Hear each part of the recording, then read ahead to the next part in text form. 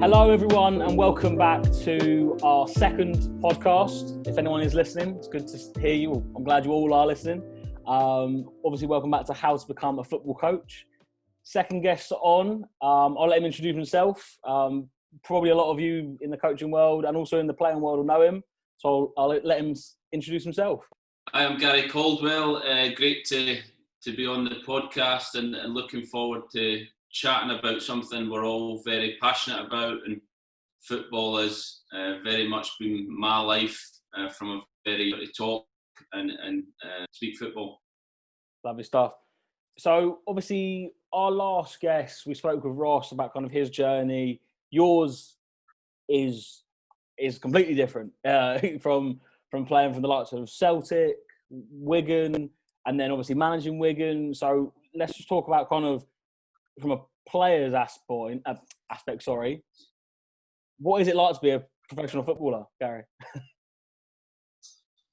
For me, it's the best. I mean, it's a job. It's the best job in the world. I used to always say that to my mates, jokingly. I'm going to work today, but I can honestly say I never seen it as a job at any part of my career. It was a pleasure and a privilege to go and train every day with your teammates, to play in magnificent stadiums against great players.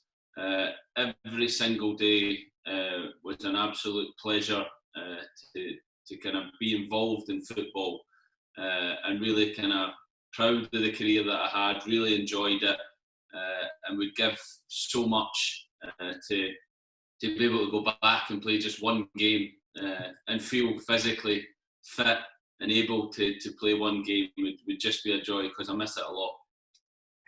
100%. God, I don't know what I'd give to play even 1 minute of football, let alone obviously you play a whole game. But what is it kind of like in terms of as a player? Obviously you're better to look back now in your career from your first time, I think, was it with Newcastle? Yeah, I went to Newcastle from school, left school at 16 and went to Newcastle. My brother was there at the same time. Brian Kerr, another Scottish player, was there. So we had the three of us helped each other in that early period, because whilst it's a brilliant career, whilst it's a privilege, it isn't easy. And I think quite often you look at Premier League players and people see the cars, the nice houses, the watches, and think that football is easy, and it isn't. To get to the very top is extremely difficult. You have to make sacrifices.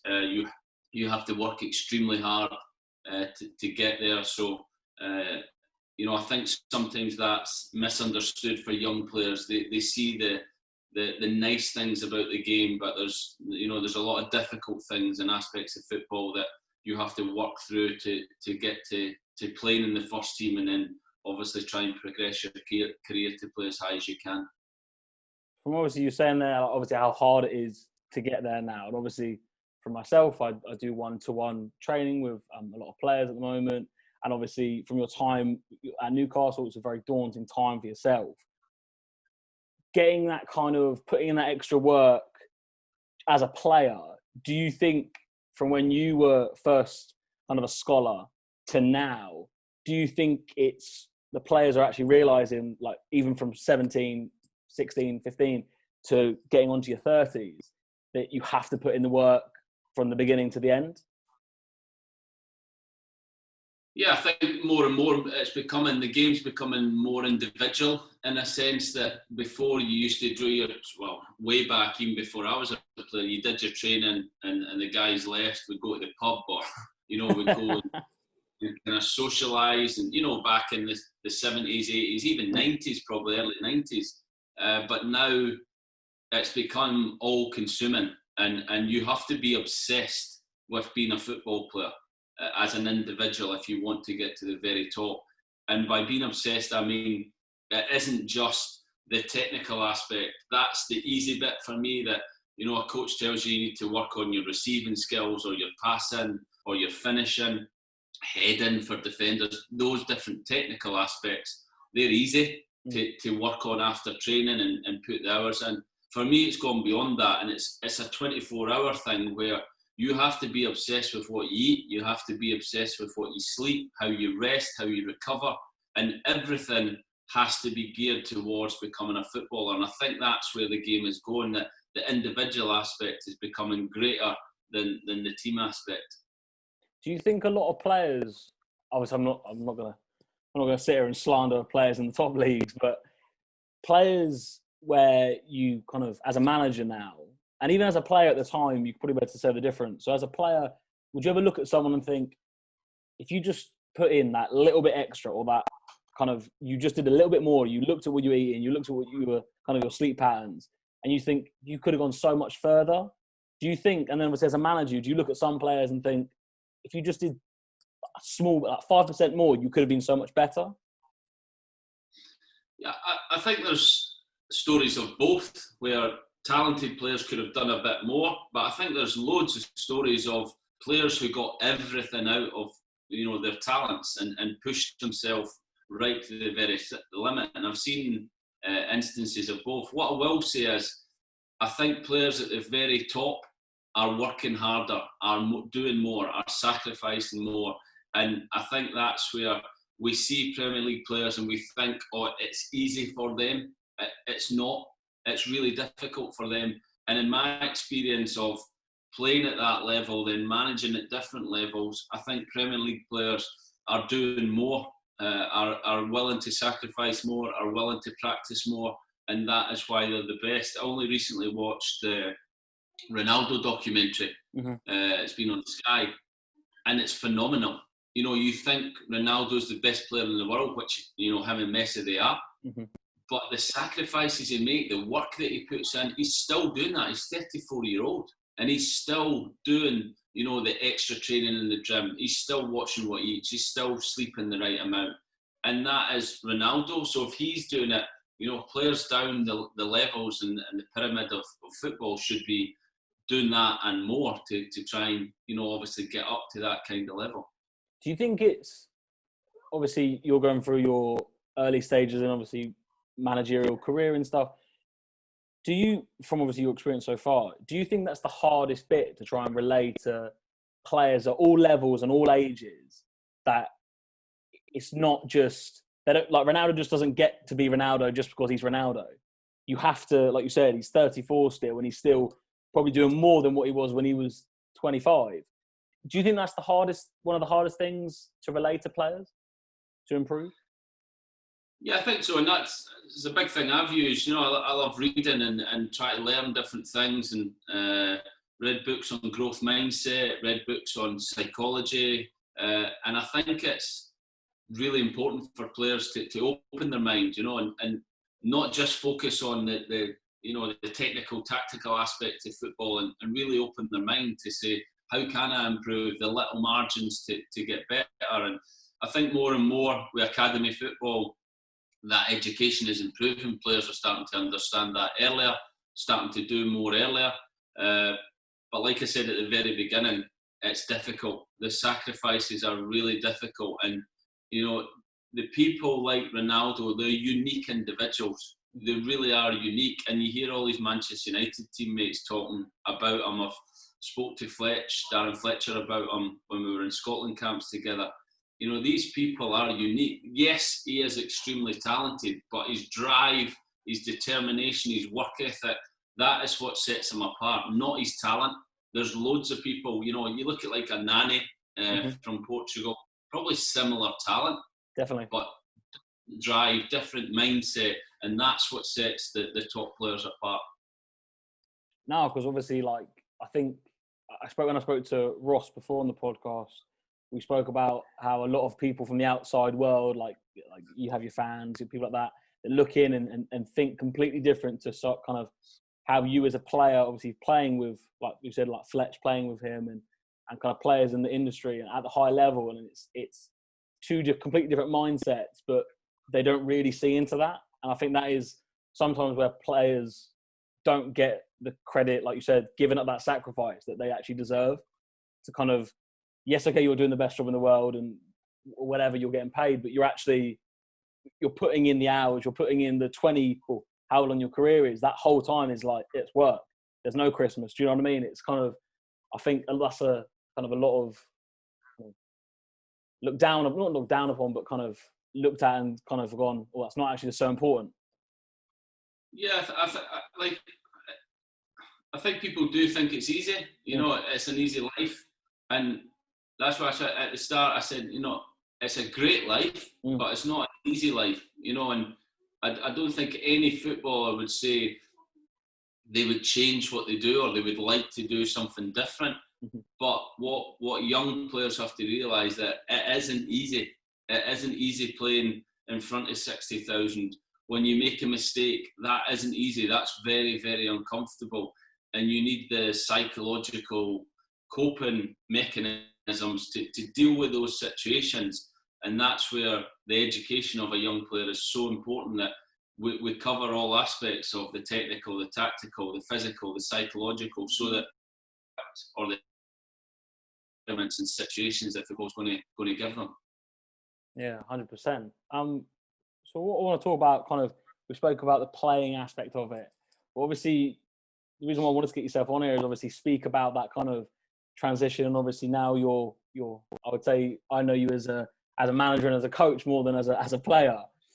What is the hardest thing to come out from playing, and then obviously with Wigan to then go straight into managing and coaching? What's the one difference, would you say, that you never thought about beforehand? I wouldn't say I never thought about this, but the difference is, as a player, you're in that team environment, but you're very much, you know, you're single-minded and you're focused on what you do within that team environment. When you become the manager, you have to, you know, look after the whole football club, from the players to the staff to the supporters, and the message you want to send out for the football club. So you become, you know, you're all seeing the whole thing, the whole aspect of the football club, and it's sometimes very difficult to control all of that and to get all of that together. What I will say is the success I had at Wigan as the manager was because we had that. We had the board, the manager, the staff, the players, the fans, all on the same path. We had them all kind of thinking the same way, and that's when success can come. You know, it doesn't always come, but that is the kind of ingredients you need for success to happen. When there's little chinks of kind of negativity within that structure, then that becomes really difficult for coaches and for managers to get the message across and to get consistency on the pitch. No, definitely. And I think, obviously, looking back from yourself as a coach and a manager, I think you can definitely see that.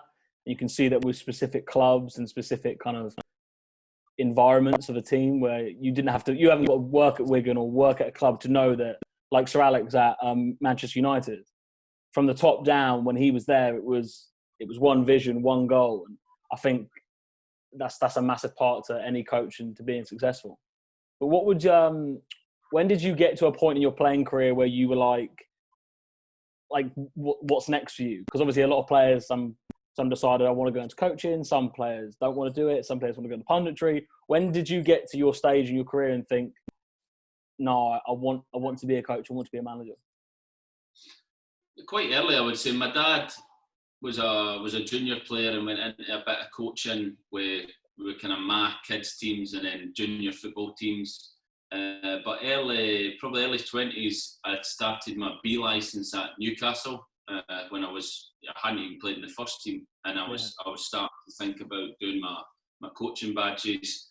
Kind of went away from, I think it was the one before the B licence I did at Newcastle. Then at 28, did my B licence when I was at Celtic, in between Celtic and Wigan. Then at 30, when I had started getting injuries in my hips, did my A licence. So by early 30s, I had my A licence. Then when I got the job, I went on my pro licence. So by 33, I had, you know, a lot of badges, which probably because I played, I was a little bit fast-tracked through them and allowed to get on them quicker than if I hadn't played, which I don't think is right. But in one sense, I don't think it's right. But then in another, it's very difficult for players to kind of get the coaching hours and the badges that they need through their career. So it's a difficult one. But Was glad that I managed to do that through my career. So when I finished and the opportunity came to be manager of Wigan, I had the necessary badges to be able to do it. So you, at this point, obviously, like you said, you a couple of injuries, and then you really kind of thought, I want to go into this kind of coaching and managing. Did you think, definitely for myself, I didn't expect to see you into kind of managing so early on. Were you kind of shocked at that, or did you kind of know that? Obviously, I think you were captain at the time. Is that correct? Yeah, I'd been club captain at Wigan, and my contract was actually up at the start of that season, and Uwe Rosler was brilliant with me in terms of helping the start of my coaching education. He, at that point, would send me to the stand for first team games, where I would analyse the game from the stand and come down and report to him and Graham and the staff at half time and full time. I would watch training if I couldn't train. So in that summer, he gave me a player role, but also that role, and also working with the academy from under 8s up to under 23s, and just helping out where I was needed and getting an education, really. So I'm really thankful to him for giving me that so early. I was only 31 at that point. So I was still trying to play, but physically couldn't that year. And then Malky Mackay came in for I think it was only 5 months. Lost his job, and then I got put into the manager's role. A lot of people thought it was out of the blue, but I had been working as a coach within the club for kind of 9 months, and I always say, I don't think you're ever ready for a manager's role. So I think everyone, when they get it, you have to learn, you have to pick up things as you go. But the one big thing that helped me in that job was I understood the football club.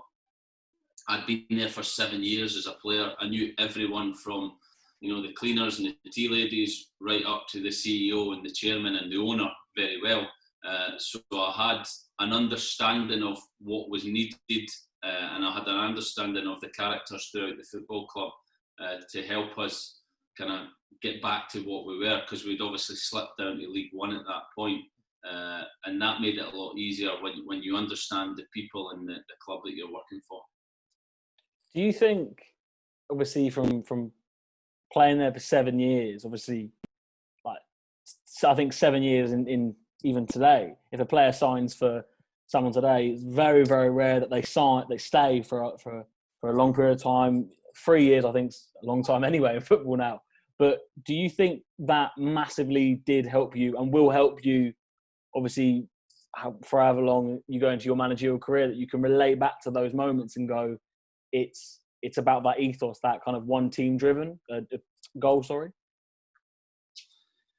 Yeah, I think so. I'm a big believer in creating that culture within a football club and a togetherness, like I said, from the owners, the board, the players, the staff, the supporters. There needs to be a real togetherness within all of that. And I think when you become the manager of a club, you need time to develop that and harness that and put that in a direction. So to create that culture and get everyone on the right direction, I think at other clubs I haven't had the time that's needed to get that going and to harness that and to use that to get longer term success. I think too often in the modern world we expect instant success, and that's very difficult. Results, I think every manager, you look at even the very best, Klopp, Guardiola, in my opinion, the best, didn't get instant results at two of the biggest clubs in the world with a lot of money.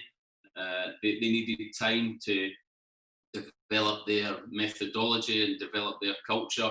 And once they get that into the club, you can see then the success that they can bring. And too often that doesn't happen. Do you think that's the hardest thing? Specifically, obviously, yourself as a player, obviously from being with Wigan for such a long time as a player and then as a manager, do you think, like you said, you haven't had the kind of time? Do you think that affects everyone from the top down, or do you think that's just a select few or select clubs, or do you think that is a kind of a rule of thumb you have most owners aren't kind of willing to give it the kind of time it needs? Yeah, I think so. I think it's the modern world we live in. Everything's instant. When a game, even when a game's going on nowadays, there's people tweeting or texting each other. So that information is getting relayed all over the world as the game's going on. And as soon as the game's finished, there's instant decisions on players, managers, the club, that this is rubbish, or the manager needs to go, or that this is rubbish. It's all very instant, whereas before that wasn't there. So that, there was almost people had more time to evaluate the game and think about the game. They maybe speak about it in the pub after, the supporters, but it didn't go out with the football club, whereas now the information goes out, and then that's a given that is the opinion of and the perception of people. Whereas sometimes some losses I've had as a manager have been, I wouldn't say the most proud, but you come out of it and analyse it and go, you know what, we're close. We're very close to getting to where we want to be. And some victories, on the flip side, you come out of it and go, we're miles away. No, that wasn't right. We won the game because of a bad decision. It gave us a penalty and we won 1-0. We were lucky they hit the post twice, or the keeper was brilliant. So I always work to, the principles I work to are that the result is the most important thing, but you have to evaluate and analyse the result and take it for what it is. And then it's the performance and the process of how you achieve those results on a consistent basis that I try and work to, and try and almost become unemotional about the game and just analyse the game for what it is. That's a kind of lead on to my next question, really. Obviously, I've never played at a high level at all, anything like that. And I speak to a lot of coaches at various levels, at academy, pro level, like yourself. Do you find it hard to disconnect from, obviously, especially as a manager, do you find it hard to disconnect from football and to think about football 24/7, or are you pretty good with kind of, I finished work now, I can now family time or something else? No, I don't think a manager or a coach who can disconnect, and it consumes you. And like I said in the beginning about being obsessed, if you want to be a top player, then I think even more so as a coach and a manager, you have to be even more obsessed, because there's more work, there's more detail, there's more analysing. So it's in your head 24/7, and you constantly think about, can we do this? How can we train that better? What if we work on this different formation or different movements within formations? So there's so many little things that come into your head when you're in a job and you're working, that it definitely consumes you. Do you think, obviously, you're saying obviously how it consumes your life and everything, and obviously like myself, what would you say to kind of coaches that haven't played, or coaches kind of very similar to many different managers and coaches around the world at the pro level now, that they've never played, but they're still, there's Mourinho, obviously never played at a high enough level at all. Now he's probably one of the greatest to ever live. What would you say to coaches? Is it the same kind of thing? You have to be obsessed. You have to put yourself out there. You definitely have to put yourself out there. You have to get the hours, the coaching hours, and you have to watch games. You have to analyse games. I think the one difference from playing and then going into coaching and coaches who haven't played is the understanding of how the player feels. Because I've been there, I've experienced it. When I need to kind of have a go at a player, or I need to put an arm around a player, I know exactly what he's feeling, because I've said it to players before. There's very little that's going to happen to a player that hasn't already happened to me. So I understand how they feel. I think coaches who haven't played at that kind of level that they want to coach or manage at, then that's where their challenge will be, that they need to then start to think, how is this player going to feel in this situation? Because there's going to be times you're going to have a go at a player, and you have to know it's the right time, because if you do that at the wrong time, it can affect them mentally or confidence-wise. So that's the only difference, I think, in terms of the coaching without playing allows coaches, I think, to have more hours on the grass. So technically they should be a better coach in terms of delivering sessions, session structure, and how they put their point across, communication. They don't have any disadvantage there. The only disadvantage is they don't understand fully how footballers think because they haven't experienced it, and players that have and go into coaching have obviously had that experience and know how it feels. Do you remember a time? I can even remember it myself. Do you remember a time where, like, kind of you've needed to have, or you've had a bad game, or a coach has kind of had a go at you, had a dig at you, and you look back and think, now obviously as a manager, you think that did not work with me one bit. Like, you did not bring the best out of me at all. Have you noticed a lot of that? Like, now, obviously being from a player to a manager, you can kind of relay those situations and think, wow, that really didn't work with me. Yeah, I think you think back to situations and how managers manage you and different things. I was a player that was the kind of, I could take the criticism. I was the one that managers, well, Gordon Strachan in particular was one that I knew he loved me. I knew he really liked me as a player, but he would come for me quite a lot, and it was almost to challenge me, to kind of drag whatever he could else out of me. He knew that other players within that dressing room, he can't, so rather than go for them, he would go for certain individuals within the dressing room to one, get the whole dressing room kind of going, but two, the individuals that he targeted knew could cope and knew would kind of raise their level. So, and at the end, I always remember, it wasn't a big well done, or he just used to give you a thumbs up or a pat on the head that made you feel amazing. You know, like I can't describe how he done it. It was just such a little thing that when he done it, you felt like, you know, you'd made him so proud, or you'd kind of given him what he'd asked of you. And he was a brilliant manager at knowing what players could take criticism and what players the criticism would hinder their performance. And I think that's a massive skill in coaching and management, that you have to know the individual, you have to understand the individual you're working with, and what motivates him, what buttons you can push at different times to get the very best out of them.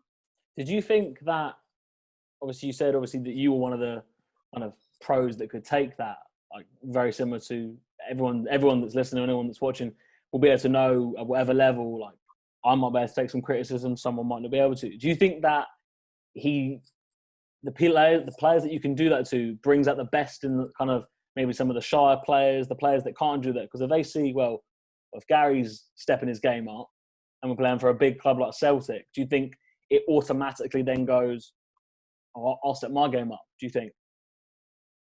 Yeah, without a doubt. I think, having been a captain, that was one of my big things as a captain. I always tried to lead by example, and I was very demanding of players. I would, at times, looking back, probably have been too harsh on players, and probably been too critical, said too much, but only did it because I wanted to win badly, and I wanted to push players to that next level. And I would never ask a player to do something that I wouldn't be willing to do myself. So little things like a warm-up, you know, when you're running around as a team, I always went to the front. I never had a day where I thought, you know what, I'll just jog at the back of the pack here. I always thought I need to be at the front of the pack. And anything like that, I wanted to try and push the group and always be the one that's trying to kick on and drag other people with me. And I think that is, you know, leadership by leading by example. There's many different types of leadership, and how you go about that will be different to each individual. But I was one that very much led by example and really tried to drag out the best in people. 100%. Do you think that you're kind of, you know, you'll be able to say some people are just natural born leaders. Some people are like most club captains are natural kind of leaders, or natural people that demand such high standards. Do you think that's got even more as now you've turned into a coach and a manager, or has it kind of just stayed the same or different, would you say? No, I think I've changed a lot in how I look at leadership now. Like I said, looking back, I was probably too harsh. I was probably too dominating. I was too kind of driven, and I think I've understood and learned now that there's lots of different types of leadership. So obviously you spoke then about leadership and why, like, obviously how it's changed you, and you've gone from like a drill sergeant, shall we say, as a player to kind of demanding the high standards. What coaches at whatever level, from as a scholar at Newcastle to as a like kind of being a pro with Wigan to the highest of your career with Celtic, what, or you can probably name a couple coaches that you really think helps you along the way, and kind of why were they kind of great at what they did, and kind of like Gordon Strachan, like you said, people like that.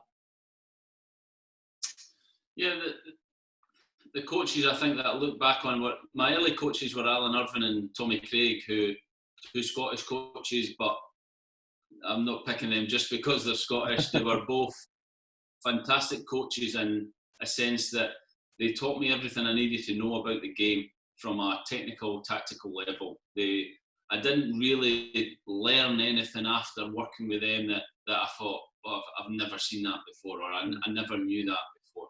Alan was brilliant at breaking the game down and taking you through a process of learning and understanding each part of the game and what you need to do. Then he used to always challenge you to say, go away and practice it now. You know, I've showed you how to hit diagonals, or I've showed you how to break lines.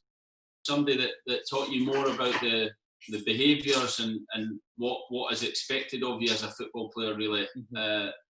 One story that I'll never forget was when we came into training one day. Normally our kit would be sitting nice, neatly folded pile. The kit man, George Ramshaw, would always have it perfect for you. And we came in one day and the kit was lying all over the floor, wet and muddy for the day before.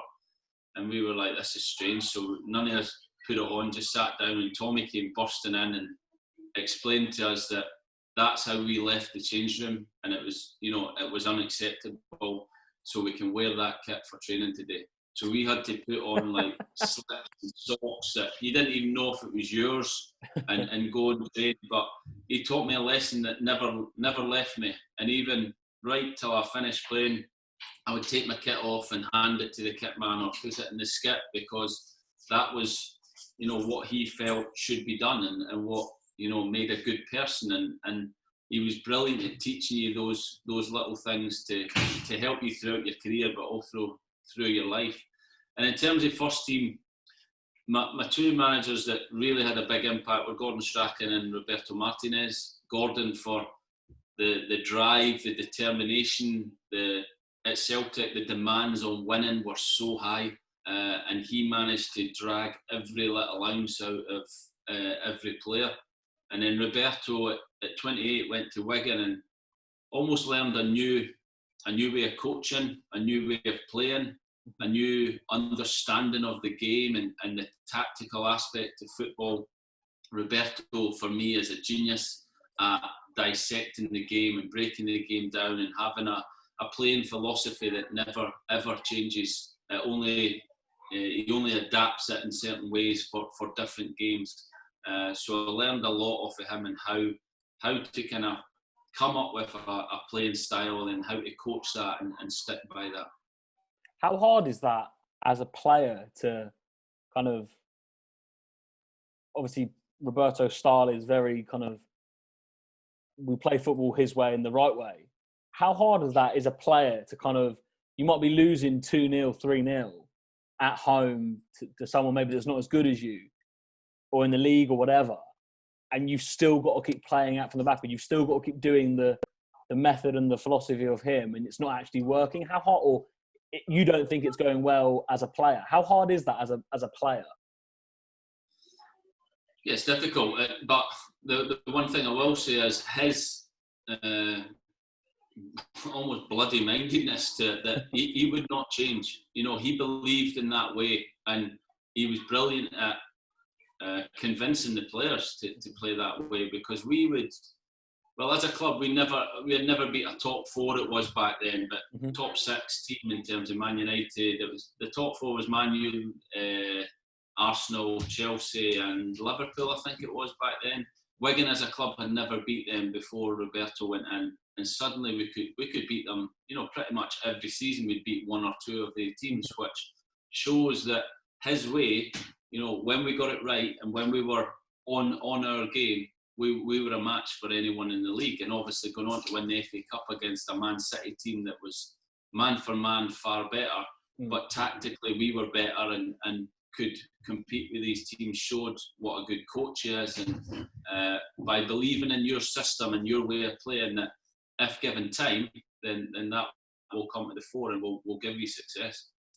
That kind of leads me on nicely to, obviously, a lot of managers and coaches at all levels, the first thing they'll say is, this player's not good enough, we need to change him, we need to buy someone else, or X, Y, or Z. And like you just said there, man for man, that Man City team was, like, even from yourself, like, it was man for man better. But do you think, kind of in those situations, in those games where people look back and kind of like giant killings and stuff like that, it comes down from having a quality coach and a philosophy of how he wants to play, but also having players like yourself where on the day, that you can beat them. You can do it. Do you think that's kind of, as a player, obviously in the time you were celebrating and stuff, but now looking back as a manager, do you think like, wow, like how big of a day that actually was in terms of a coaching and managing? Yeah, it was an incredible achievement for a club like Wigan to do what they've done in terms of winning the FA Cup, and a large part of it is Roberto's tactical knowledge and his ability to win games. Now that I've become that coach and manager, the big thing for me is putting players in positions and in roles within the team that show their strengths off and maximise, their ability as a player. So, I'm not a big believer in formations as such. I don't say, I have to play this formation. I have to find a system with a group of players that suits the group of players in terms of each player in his role, his strengths are coming to the fore. In terms of how I want the game to be played, I will never change in how I want the game to be played. So with that group of players, I might have to change the system a little bit and put players in different positions. But how I want the game to be played in terms of controlling possession, winning the ball back quickly, high press, energy, then that is just my belief as a person at how we win football games and how it's best to have success as a football club. So that won't change. But the big thing I've learned in the 3 jobs I've had is putting people in position that suit their strengths as a footballer. 100%.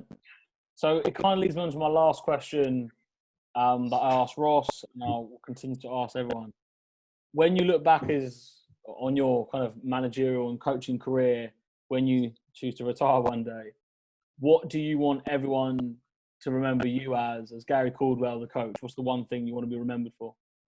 I want to be remembered as someone that developed players first and foremost, and every player that I came in contact with, I made them better, however small or big that was. But I want every player to think, you know what, he cared for me and he wanted to make me a better footballer.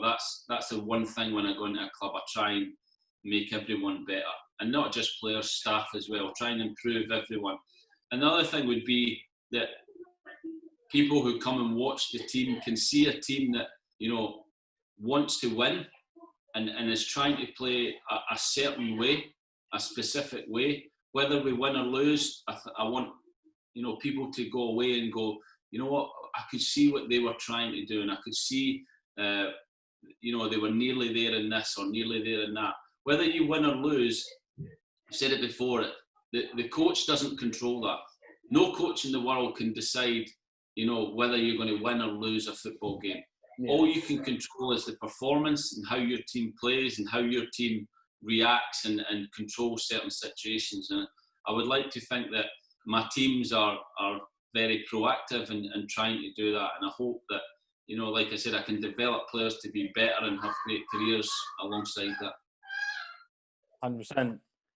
I think that's great to end on, obviously, to speak to a player like yourself, obviously, from playing at the highest level to now managing. I think it shows kind of definitely the knowledge of your game and kind of where coaches and other managers can aspire to be. But no, Gary, thank you so much for coming on the podcast, mate. Hope you enjoyed it as much as I did.